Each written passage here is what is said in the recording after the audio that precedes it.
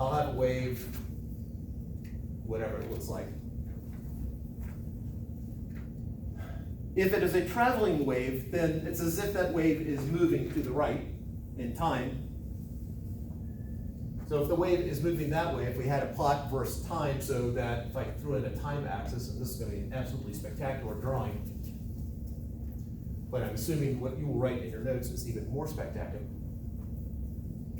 That a moment later, that this will look, hopefully, not. It has shifted, and then next moment in time, it will shift again. That is getting horrible. Basically, I was trying to give a 3D effect there. Again, your notes, they'll be perfect. So we need to take both into account. If the wave is moving this way, we're doing a shift to the right, which if I start out with something like this, the shift to the right means I'm going to subtract inside here minus omega t, whatever omega happens to be. We can also put a phase shift in there if you're of a mind to, so we can always put a +5. This is the angular frequency, time, phase shift if you want it. X is the position, and this number right here is the wave number. Generally symbolized by the letter K, so let's go ahead and do that.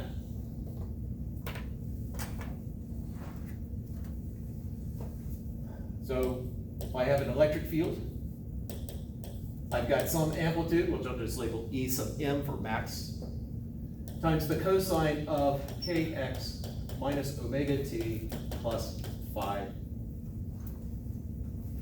The plus phi is just there for fun. It doesn't actually, it's going to go away at some point. So if you think about it, if angular frequency is in essence the number of radians per second, you can think of k as the number of waves per second. Try that one again, waves per meter. Waves per meter. But both are taken, but you do need to take into account position and how fast it's changing with position, as well as time, how fast it's changing with respect to time. So given that, I know that my wavelength is going to be equal to 2 pi over my wave number, whatever the coefficient of x is, and my period is going to be 2 pi over omega.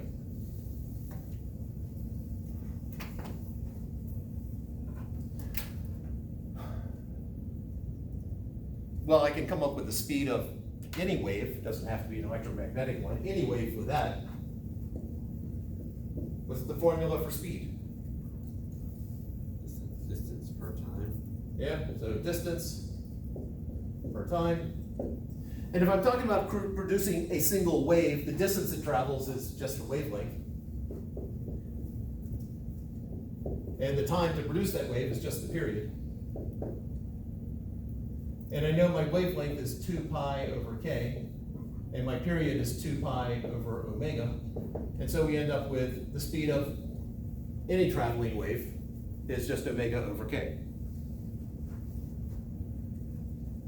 So whether that's an electromagnetic wave or a wave traveling along a string, there's a generic formula there that we will explain.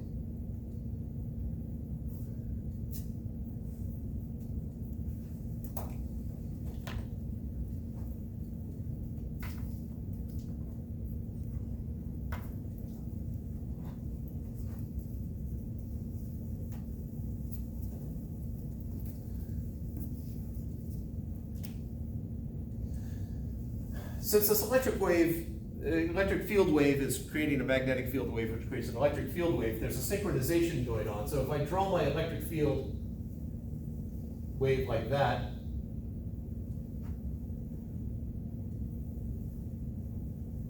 where this is a position versus electric field, where the peak is E sub m,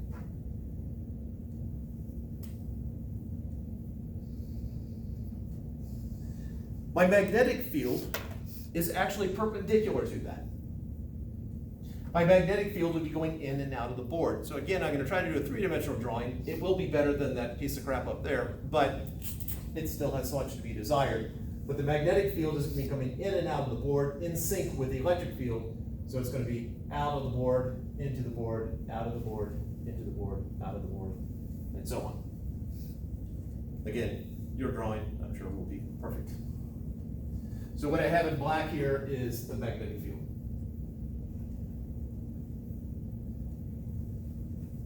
We are dealing with vectors, so if I actually wrote it in terms of vectors, this would represent basically the length of the vector.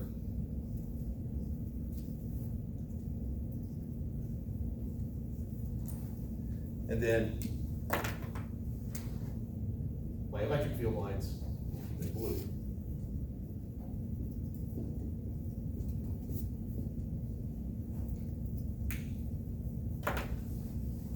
So I can express my magnetic field as B sub m cosine of, well, the same thing, kx minus omega t plus phi.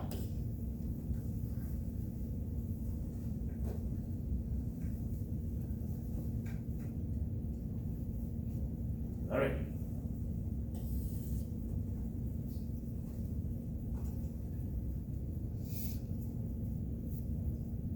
Questions before we actually use Ampere's law?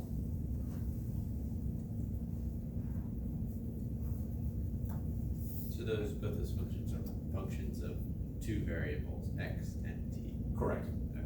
They have the same wave number and the same angular frequency and the same phase shift.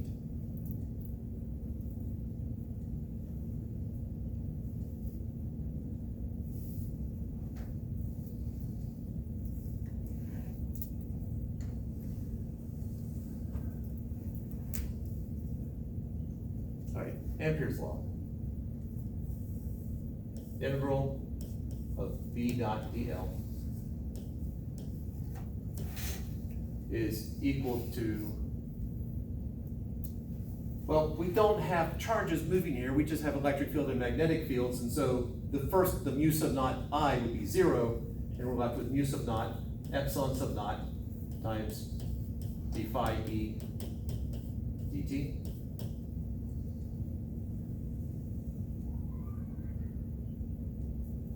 Faraday's law, which we actually will do first, because I did the wrong order, is E dot dl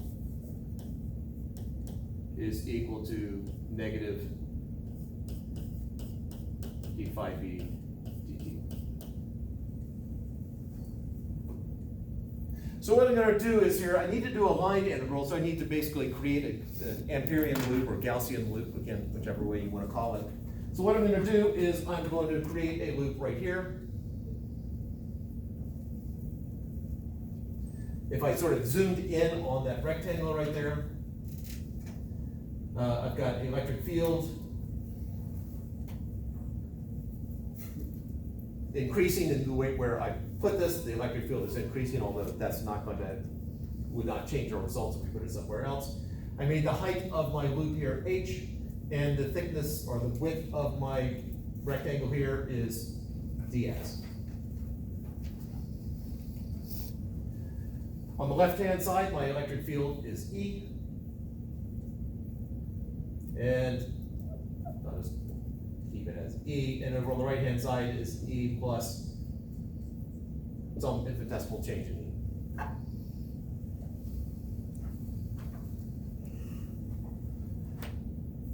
Now, when you're doing this line integral here, or this line integral here, the question is which way do you want to do it? Well, a right-hand rule comes into play here. You want to do it in the direction that the magnetic field is being produced.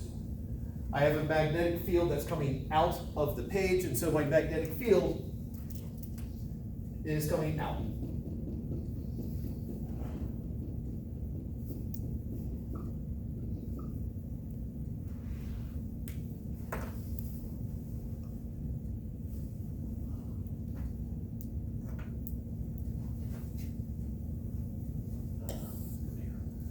All right, so I got my line integral, again, using Faraday's law here. I'm going to I gotta start somewhere when I'm doing this line integral.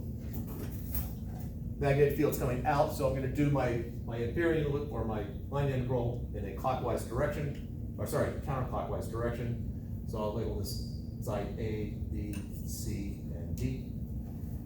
That's the order in which I will do it. Actually, I will start with a fresh page here. So I have E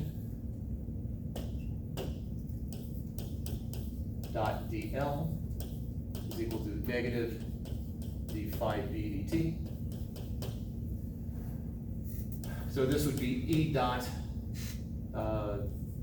delta L along path A plus E dot delta L along path B plus E sub C plus delta L sub C plus E sub D plus delta L sub D.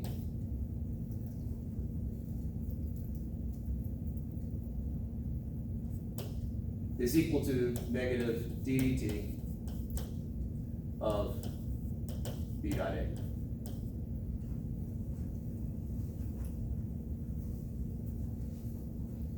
All right, let's deal with these dot products.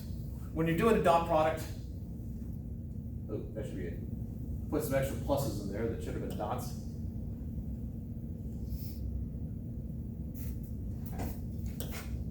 Dot, dot. All right. Which of these dot products equals 0?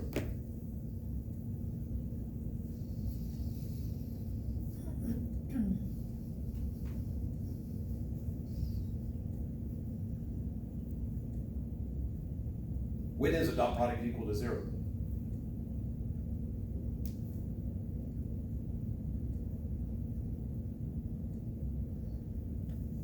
When they're in the same direction. No. They're perpendicular. That's the one. Dot products are 0 when they're perpendicular. Well, if I'm looking at my section A there, I'm starting in that lower left corner and I'm going in a counterclockwise direction. DL is in that direction. That's my electric field is up. I'm integrating with the dot product to your right. That is equal to 0 because my electric field is perpendicular to the line segment. Where else is it equal to 0? For the same reasoning. C. Say it again. C. Yep. That is 0 also because, and then go up, I go to the left and then down. So I'm left with this E dot DE. So this is E plus DE, not E dot DE. E plus DE dot this vector in the same direction. So times H. In section D there, when I'm going down, my electric field's going up, my line integral is going down, they're in opposite directions, so minus E times H. And that's going to be equal to, now I have my right-hand side, I got a negative there. My area is a constant here, it's just H dx. So negative H dx times dB dt.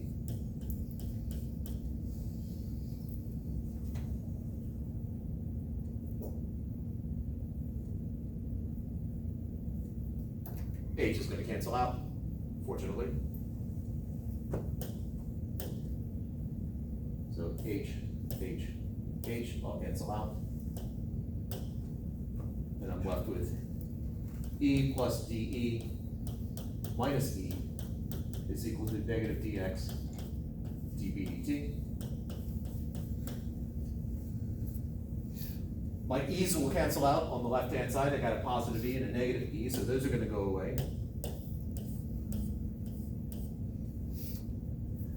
And if I divide by dx, I'm left with dE dx is equal to negative dB dt. Seems like a rather simple formula at this point.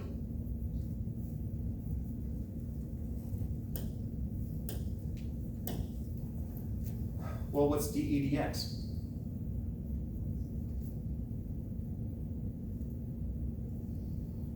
You can scroll back a page. The electric flux. No, not electric flux. I'm looking physically. This is my formula for E here. What is the derivative with respect to x?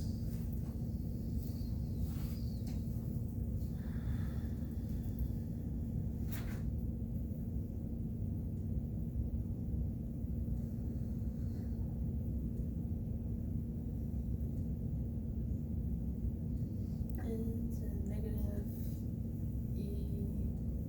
EM sine. Am I going in the right direction? Yeah, all right, so we've got, so the dEdx, you had E sub m negative sine KX minus WT omega.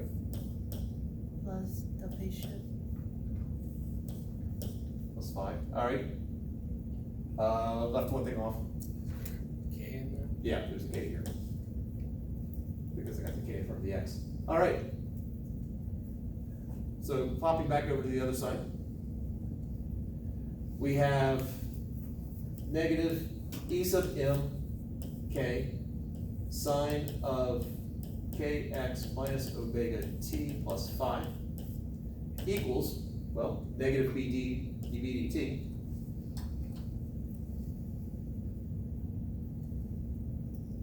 Flip back to the other side again. So we have, so dV dt equals,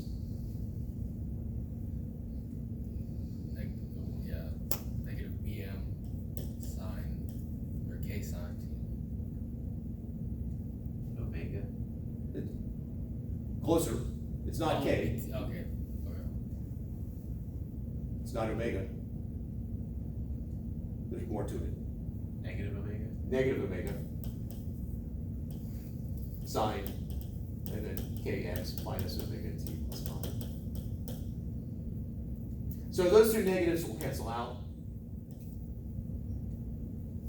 And so when we go back to the other page, we still have that negative there, so I get Bm omega sine kx minus omega t plus phi. If this is always true, then Bm omega should equal Emk.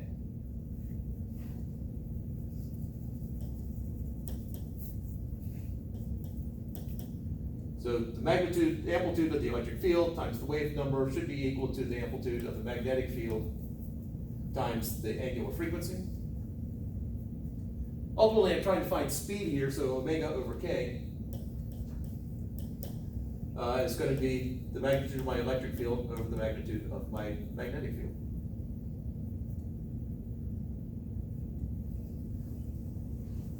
And I went for omega over k because that's what we had over here, is that omega over k. We now know for an electromagnetic wave, it's just amplitude of electric field over the amplitude of the magnetic field.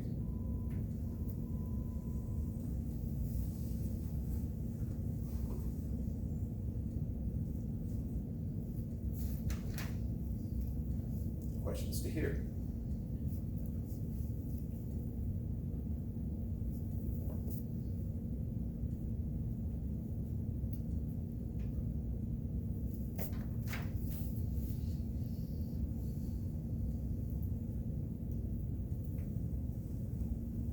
All right.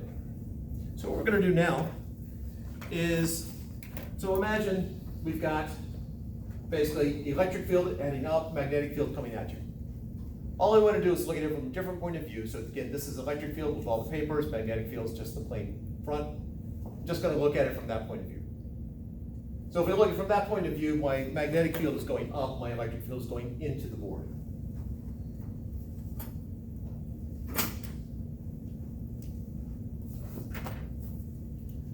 So now my magnetic field is going up, again, same wave, just rotated. And electric field going into the board.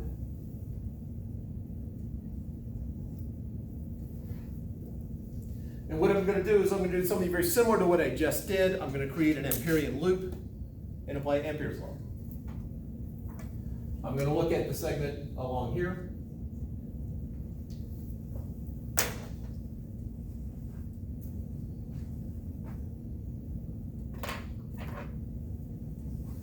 And so if I look at that loop right there, I've got a height of h, I got a width of dx in my Amperian loop. I have a magnetic field that is going up. You know, it's infinitesimal difference between them, so do it that way. So I've got B here and B plus some change in B. My electric field is going into the page.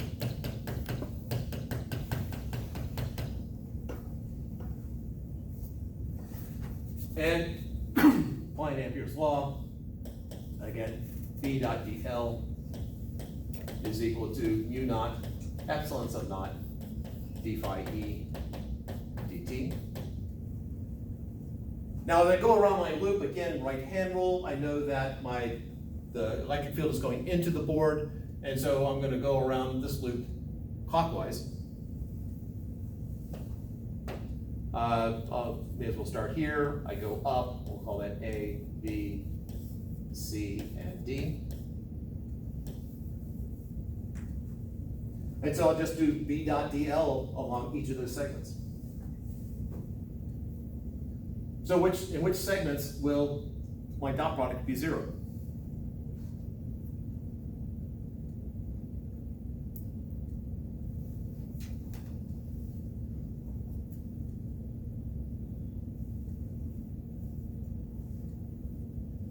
Again, when is a dot product equal to 0? They're perpendicular. Okay, and where would my line vector and my magnetic field be perpendicular? Is it A and C? Not A and C. It changed. The A is now this side over here.